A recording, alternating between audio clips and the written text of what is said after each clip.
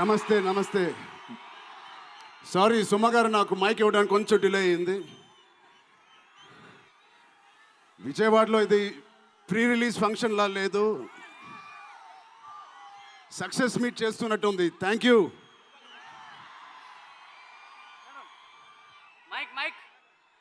కేశినేని చిన్ని గారికి, దుర్గేష్ గారికి ఇంత గ్రాండ్ సపోర్ట్, ఇంత గ్రాండ్ ఈవెంట్కి సపోర్ట్ చేసినందుకు మీకు, మీ టీం అందరికీ చాలా చాలా థ్యాంక్ యూ సార్. ఇంత షార్ట్ నోట్లెస్ చేసినందుకు.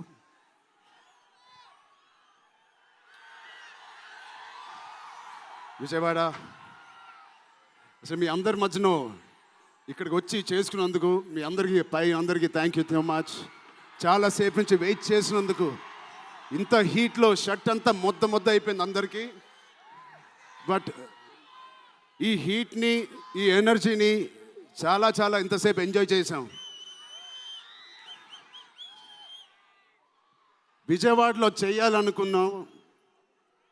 ఎప్పుడైతే డిసైడ్ అయ్యామో నేను సతీష్ గారికి చెప్పాను, ఇది మా లక్కీయెస్ట్ సిటీ.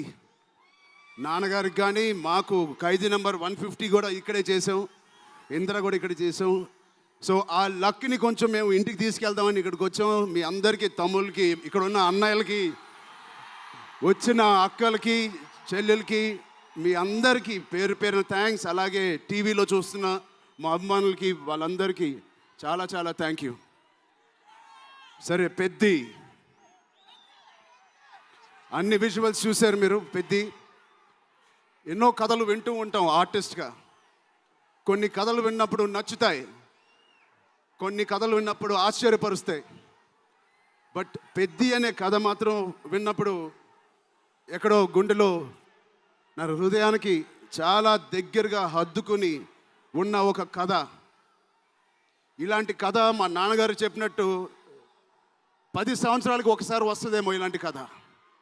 అలాంటి కథ నాకు వచ్చినందుకు ఫస్ట్లీ నా సుకుమార్ గారికి, బుచ్చిబాబు గురువు గారికి నేను మనస్ఫూర్తిగా థ్యాంక్స్ చెప్పుకుంటున్నాను. నా దారిలో, నా ఈ సినిమా జర్నీలో నాకు ఇలాంటి ఒక కథ ఇచ్చినందుకు. ఇది నా లైఫ్ లాంగ్ నా సినిమా లైబ్రరీలో వన్ ఆఫ్ ద టాప్ ఫిల్మ్స్గా నిలిచిపోతుంది. పెద్ది చాలా చేసింది, నన్ను వ్యక్తిగతంగా ఒక మంచి దారిలోకి మార్చింది. ఒక యాక్టర్గా నాకు చాలా సాటిస్ఫాక్షన్ ఇచ్చింది. Love you. అలాగే ఇది నాకు బుచ్చి గారు చెప్పినప్పుడు ఇది ఒక సినిమా స్టోరీలాగా చెప్పలేదు, ఒక వ్యక్తి జర్నీ లాగా, ఒక ప్రయాణం లాగా ఒక కథ మొత్తం నరేట్ చేశారు నాకు. ఇది మామూలు సబ్జెక్ట్ కాదు, ఇది ఎగిసిపడే ఒక మనిషి కథ కాదు. కిందకి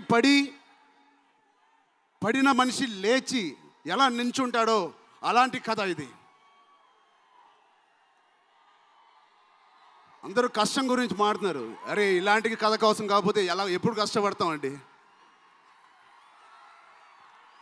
కష్టంతో చేసిన పని కాదు, చాలా ఇష్టంగా, ప్రేమతో చేసిన పని. ప్రతిరోజు లెగిసి పొద్దునే షూటింగ్ ఎప్పుడు వెళ్ళాలా, జిమ్ చేసి షూటింగ్ ఎప్పుడు వెళ్ళాలా అని అనిపించిన one of the rarest films నాకు. బహుశా ఒక మగధీర కనిపించింది, రంగస్థలానికి కనిపించింది, RRR కనిపించింది, మళ్ళీ నాకు పెద్దికి అనిపించింది. అలాంటి భావం, అలాంటి ఒక ఎక్స్పీరియన్స్ ఇచ్చిన మా బుచ్చిబాబుకి స్పెషల్గా థ్యాంక్స్ చెప్పాలి. బుచ్చిబాబు ఇది నాకు కథ నరేట్ చేసి ఇంట్లో నిజంగా చాలా ఆశ్చర్యపోయిన, తన బుర్ర ఎలా పనిచేస్తుందో అని. ఇంత అద్భుతంగా రాసి పెట్టుకోండి. ఇండియాలో నంబర్ 4 or 3 టాప్ డైరెక్టర్స్లో బుచ్చిబాబు పేరు ఉంటుంది ఫ్యూచర్లో.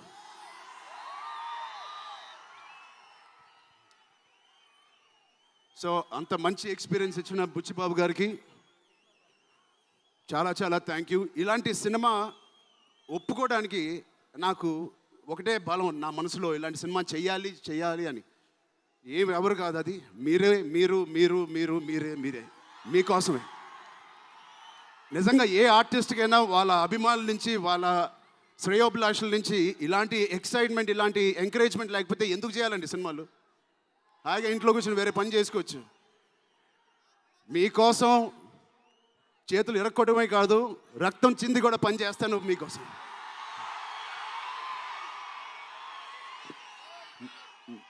మిమ్మల్ని ఎంటర్టైన్ చేయడం ఒక పిచ్చా, లేకపోతే సినిమాలో మంచి సినిమా చేసి మీకు ఏదైనా ఇవ్వాలని ఒక పిచ్చా నాకు తెలియదు. నాన్నగారి కొడుకు పుట్టినందుకు, కళ్యాణ్ బాబాయ్ గారు ఉన్నందుకు ఇంట్లో ఇది ఇది తప్ప నాకు ఇంకేం తెలియదు.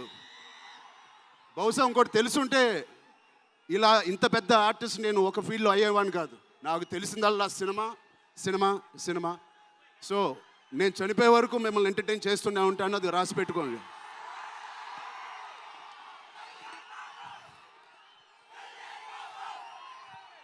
సో మా టెక్నీషియన్స్ గురించి మాట్లాడాలంటే ఫస్ట్ మా రత్నవేల్ గారి గురించి. ఇది 4వ సినిమా రత్నవేల్ గారితో. ఇంత బ్యూటిఫుల్గా మమ్మల్ని అందరినీ ప్రజెంట్ చేసి ఆయన సీనియారిటీని మాకు సపోర్ట్గా ఇచ్చిన ర్యాండీ గారికి ఆయన స్పెషల్ థ్యాంక్ యూ. అలాగే పనిచేసిన అవినాష్ కొల్లా గారికి థ్యాంక్ యూ సో మచ్. అద్భుతంగా ఇచ్చారు మా పెద్ద వరల్డ్ని. Naveen Nooli thank you so much, fantastic editing.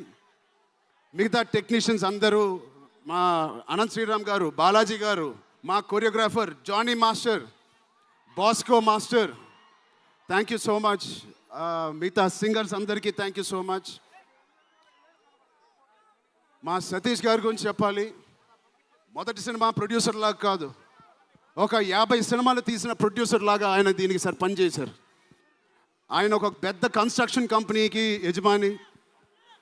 దాంట్లో కూడా ఒక నంబర్ 1 స్థాయిలో ఆయన ఎదుగుతూ వెళ్తున్నారు. ఆయనకి ఏం పని ఇచ్చినా ఇంత చిత్తశుద్ధితో, ఇంత డెడికేటెడ్గా చేయలేదు. ఆయన చేస్తారు.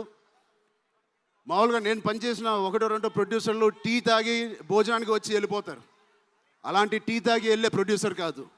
ఎవ్రీ డే 3 పూటలు అంటే 8 అవర్స్ మాతోనే గడిపినాడు. నాకు ఒక్కరోజు గుర్తులేదు ఆయన సెట్లో లేకుండా. అంత బాగా ఆయన ఇలా మాకు సపోర్ట్ చేసినందుకు, వెన్నుపోటు కాదు సారీ వెన్నంట మాకు ఉన్నందుకు సతీష్ గారు థ్యాంక్ యూ సో మచ్. అలాగే మా కో ప్రొడ్యూసర్స్ అండ్ ప్రెజెంటర్స్ మైత్రి రవి గారికి, నవీన్ గారికి కూడా థ్యాంక్ యూ. బిఫోర్ యూ వాళ్ళకి కూడా thank you. India wide release చేస్తున్న మా జియో సినిమాకి కూడా చాలా థ్యాంక్ యూ. టీ సిరీస్ మ్యూజిక్కి చాలా థ్యాంక్ యూ. ఇంకా ఎవరెవరు అసోసియేట్ అయ్యారో వాళ్ళందరికీ చాలా చాలా thank you. Rahman sir, you are the biggest pillar of Peddi. మేమందరం ఎంత కష్టపడ్డామో 2.5 సంవత్సరాలు, 280 రోజులు, దానన్నిటినీ మీరు దగ్గర తీసుకొచ్చి దానికి ఒక ప్రాణం పోస్తున్నారు. రోజు 6 గంటల మార్నింగ్ వరకు పనిచేసి పడుకుంటున్నారు ఆయన డెడికేషన్కి, ఆయన సినిమాలో పనిచేస్తున్నందుకు చాలా చాలా చాలా థ్యాంక్ యూ. ఏంటి విజయవాడ?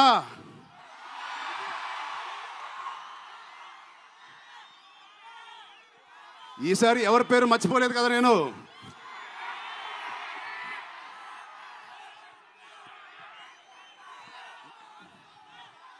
ఆ చంద్రుల్లో ఒక ముక్క జారిందే నా పక్క.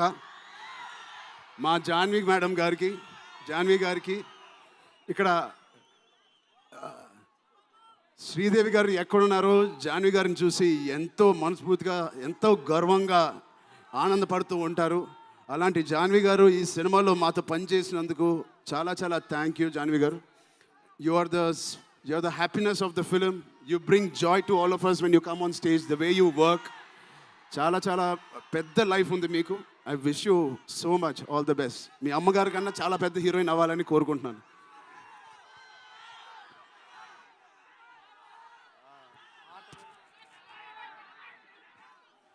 సో డేట్ గుర్తుందా?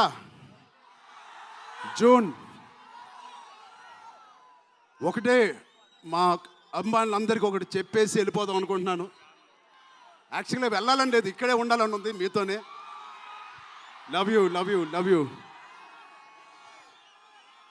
ఎప్పుడైనా ఒక ఆట ఓడిపోతే అది ఆటగాడు ఓడిపోయినట్టే కాదు, ఒక దేశం మొత్తం ఓడిపోయినట్టు ఏ ఆటైనా. అలాగే ఈ పెద్దిగాడు, మీ అందరికి తెలిసి ఆ డైలాగ్ ఉంది, ఆట ఆడలేదు, ఏంటది, పోరాడాడు. అలాగే మీ అందరి ఆశీస్సులతో, దుర్గమ్మాదేవి ఆశీస్సులతో మీ అందరికీ ఉండాలని, మా అందరికీ ఉండాలని, ఈ 4వ తారీఖున వచ్చే ఈ పెద్ద సినిమాకి ఉండాలని, ఈ పెద్దిగాడి ఆత్మగౌరవాన్ని అమ్మ దుర్గమ్మ సాక్షిగా కోరుకుంటున్నాను. ఆత్మగౌరవాన్ని మీరందరూ ఉన్నత స్థాయికి తీసుకెళ్తారని మనస్ఫూర్తిగా దుర్గాదేవిని కోరుకుంటున్నాను. మీరు కూడా చల్లగా ఉండండి, జాగ్రత్తగా ఇంటికి వెళ్ళండి. మీ కుటుంబ సభ్యులు అందరినీ అడిగానని చెప్పండి. వాళ్ళందరికీ నా నమస్కారాలు ఇవ్వండి. మీరందరూ ఇంతసేపు ఉన్నందుకు థ్యాంక్ యూ.